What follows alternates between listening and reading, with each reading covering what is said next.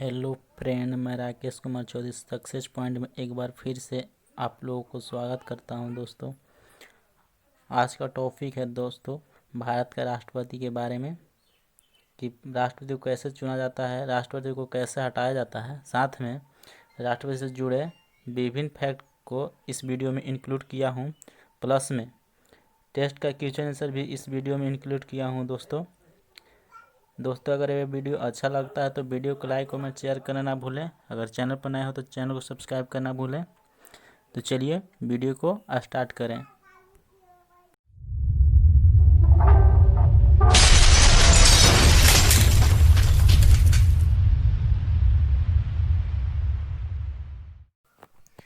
तो चलिए दोस्तों, भाग 5 के बारे में बात करते हैं, जो है संघ है। भाग 5 जो है अनुच्छेद 52 से लेकर 151 तक को कवर करता है।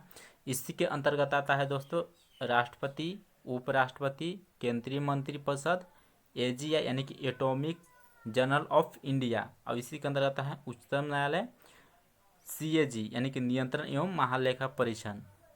तो आज मैं बात करूँगा दोस्तों जो है राष्ट्रपति के बारे में बात करेंगे। आज का टॉपिक है राष्ट्रपति। तो चलिए वीडियो को आगे बढ़ाते हैं। देखिए, राष्ट्रपति जो है अनुच्छेद 52 से लेकर 62 तक के बारे में जो है बात करेंगे। तो देखिए, कहता है कि भारत का एक राष्ट्रपति होगा, वो अनुच्छेद 52 के अंतर्गत बोला गया है। नेक्स्ट है दोस्तों कि राष्ट्रपति संघ की कार्यपालिका का प्रमुख होता है। देखिए, संघ कार्यपालिका क्या है, इसके अंदर कौन कौन आते हैं। तो ये राष्ट्रपति आते हैं, उपराष्ट्रपति आते हैं, प्रधानमंत्री आते हैं और मंत्रिपरिषद आता है। तो देखिए, कहता है कि एक कार्यपालिका का प्रमुख जो है वो राष्ट्रपति होता है। नेक्स्ट बात करते हैं दोस्तों कि राष्ट्रपति की योग्यता क्या होती है। देखिए, राष्ट्रपति की योग्यता है भारत का नागरिक होना चाहिए, वह न्यूनतम आयु 35 वर्ष होना चाहिए और लोकसभा का सदस्य बनने योग्य होना चाहिए। नेक्स्ट बात कर लेते हैं दोस्तों, राष्ट्रपति को कौन चुनेगा। तो देखिए, लोकसभा के निर्वाचन सदस्य और राज्यसभा के निर्वाचन सदस्य प्लस में एमएलए ऑफ स्टेट। तो एमएलए ऑफ स्टेट कहाँ के होंगे, तो सभी राज्यों से होंगे और सभी केंद्र शासित प्रदेशों से होंगे। इसके बाद वोटिंग होगा और वोटिंग के बाद वो राष्ट्रपति चुने जाएंगे। चलिए नेक्स्ट बात कर लेते हैं दोस्तों राष्ट्रपति के चुनाव की पद्धति के बारे में। तो देखिए, होता है कि सिंगल ट्रांसफरेबल वोटिंग सिस्टम यानी कि एकल संख्यणीय वोट पद्धति होता है। देखिए, जीतने वाले कैंडिडेट सब को वोट देना होता है प्रायोरिटी के आधार पर। देखिए, प्रायोरिटी क्या होता है कि दोस्तों की लोकसभा आप लोग वोटिंग दिए होंगे, जैसे कि 1 नंबर पे, 1 नंबर 2 नंबर पे, तो 3 नंबर पे, तो आप किसी एक को दिए होंगे। लेकिन इसमें ऐसा नहीं होता है दोस्तों, इसमें सभी को वोट देना होता है प्रायोरिटी के आधार पर। कि 1 नंबर मान लेते 1 नंबर रामनाथ कोविंद, 2 नंबर प्रणब मुखर्जी, मीरा कुमारी, 3 नंबर प्रणब मुखर्जी, इसके आधार पर वोट देना। जिसका प्रायोरिटी ज़्यादा होगा वो राष्ट्रपति बन जाएगा। देख, आगे नेक्स्ट बात कर रहे हैं शपथ के बारे में कि राष्ट्रपति को शपथ कौन दिलाएगा दोस्तों। तो राष्ट्रपति को शपथ जो दिलाएगा वो भारत के सर्वोच्च न्यायालय के मुख्य न्यायाधीश राष्ट्रपति को शपथ दिलाता है। तो आप इसको याद रखना है दोस्तों, ये वीवीआई क्वेश्चन है।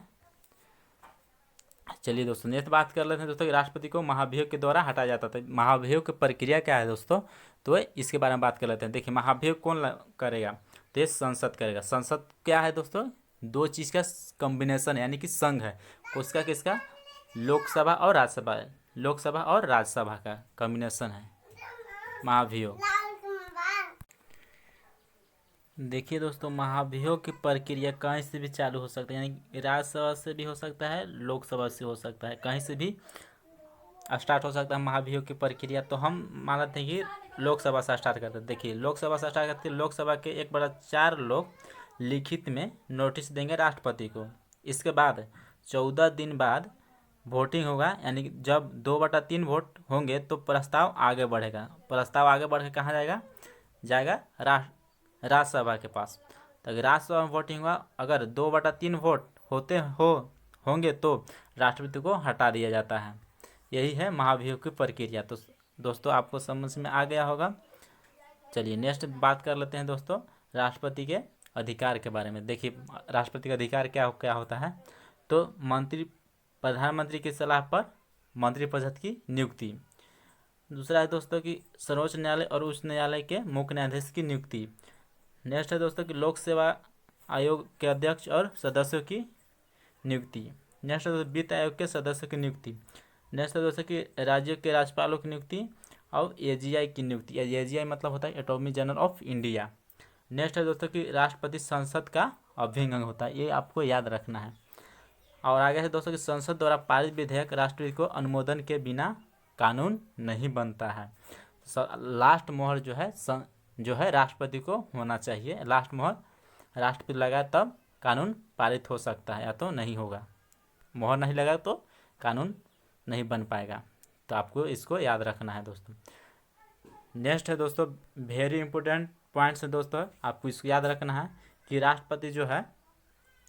राष्ट्रपति को अनुच्छेद 72 के अंतर्गत किसी भी अपराधी के लिए दोषी ठहराए गए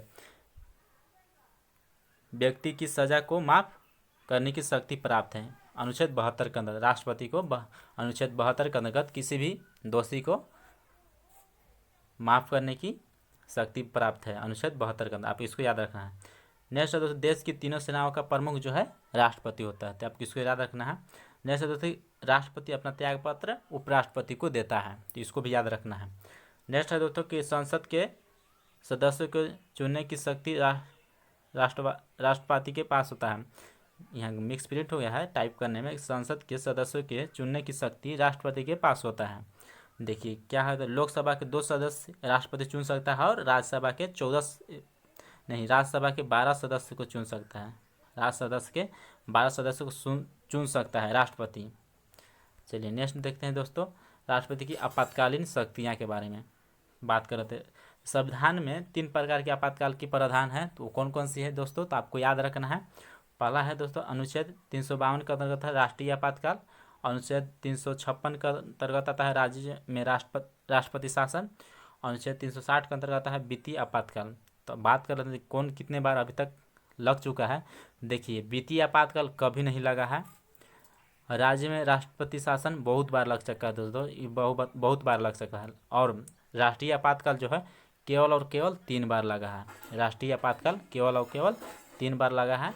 देखिए ये अनुच्छेद पूछता है दोस्तों कि अनुच्छेद ये है राष्ट्रीय आपातकाल अनुच्छेद 352 बोला गया है। और राज्य में राष्ट्रपति शासन अनुच्छेद 356 में बोला गया है। वित्तीय आपातकाल अनुच्छेद 360 में बोला गया था, किसको याद रखना है दोस्तों। चलिए नेक्स्ट दोस्तों देखते हैं वेरी इंपॉर्टेंट टिप्स जो है पॉइंट्स है ये भी है। तो देखिए क्या है दोस्तों कि एकमात्र व्यक्ति है जो 2 बार राष्ट्रपति रह चुके हैं, तो वो है डॉक्टर राजेंद्र प्रसाद।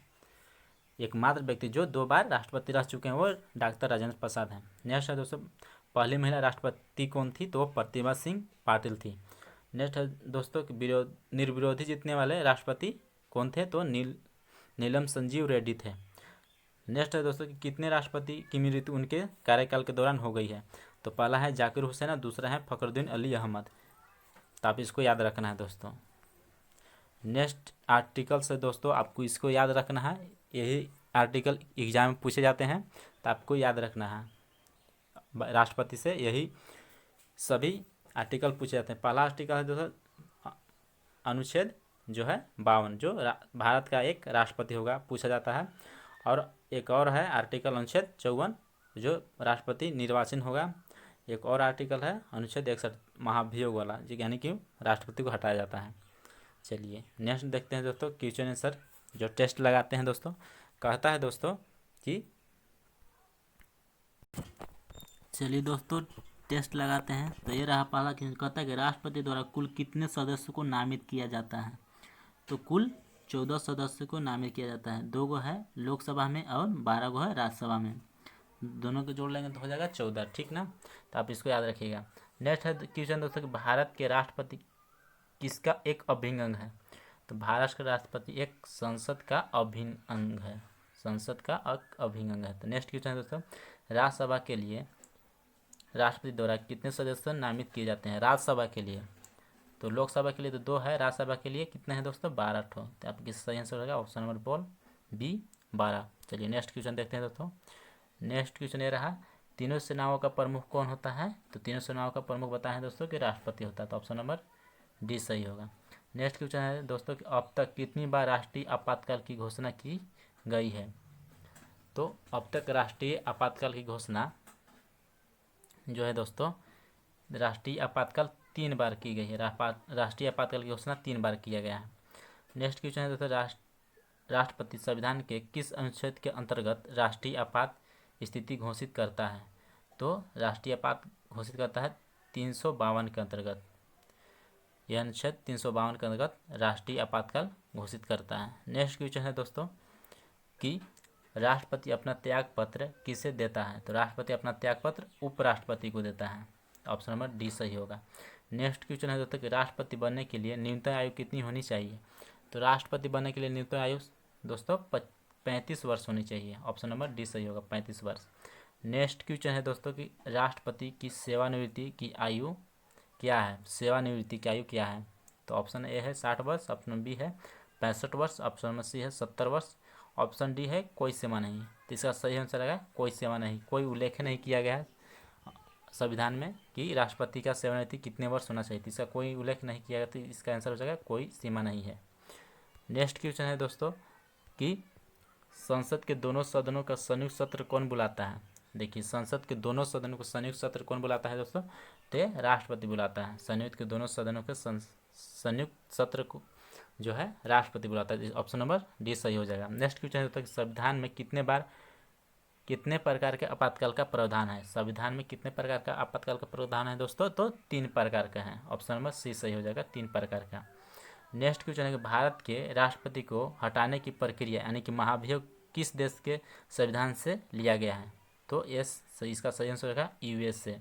महाभियोग की प्रक्रिया यूएसए से लिया गया था। आप इसको याद रखना है दोस्तों, ये एग्जाम में पूछा था। सभी क्वेश्चन जो है एग्जाम में पूछे गए हैं, हम उन्हीं क्वेश्चनों को टेस्ट लगा रहे हैं दोस्तों, तो आप इसको याद रखना है। चलिए नेक्स्ट क्वेश्चन देखते हैं दोस्तों क्या है। देखिए दोस्तों, नेक्स्ट क्वेश्चन है कि स्वतंत्र भारत के पहले राष्ट्रपति कहाँ से थे, यानी कि कहाँ से, किस राज्य से थे? तो जो राजेंद्र प्रसाद थे वो बिहार से थे। तो आपको याद होगा दोस्तों, मैं बताया था बिहार से थे। वो नहीं भी बताया होगा तो ये बिहार से थे, डॉक्टर राजेंद्र प्रसाद बिहार से थे। चलिए नेक्स्ट क्वेश्चन है दोस्तों कि वित्तीय आपातकाल का उल्लेख किस अनुच्छेद में किया गया है? वित्तीय आपातकाल का, तो वित्तीय आपातकाल जो है सो दोस्तों तो अनुच्छेद 360 के अंतर्गत बोला है वित्तीय आपातकाल।